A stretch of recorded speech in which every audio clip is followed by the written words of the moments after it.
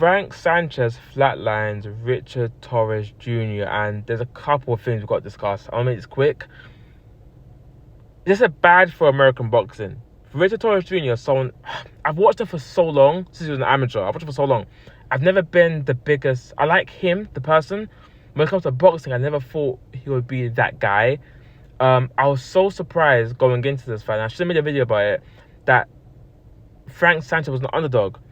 I've watched Frank Sanchez for a long time as well. And with Frank, I've rated him so much. And his style has changed. He's not a mover anymore. That's gone. I know he had a knee injury. He's older. He's 37, 38 now.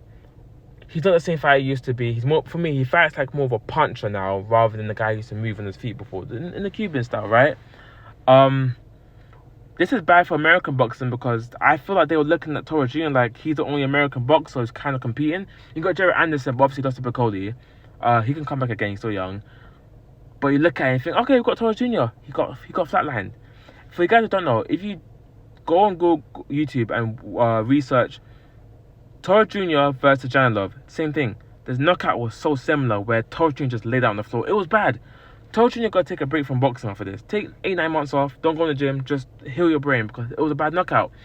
The punch that Frank Sanchez knocked him out with, he threw that punch about 4 or 5 times before.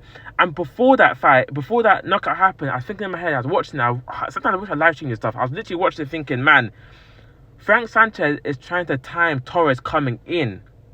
And he did it. It was like a hook, uppercut kind of thing. It was a bit weird.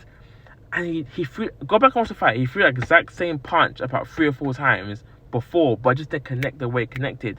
And then when it finally connected, it cooked him. It cooked him. Congrats to Frank Sanchez. Nasty knockout. TORREZ Jr., take a break, brother. Take a break. What Sanchez does from now, I don't know. I know he's highly ranked with the IBF, I think it is. But nobody's going to want to fight him after this. But we'll see how it goes. Let me think about the fight. Congrats to Sanchez, TORREZ Jr. I can't understand how TORREZ was such a favourite. I wish I put a bet on it because I couldn't get it.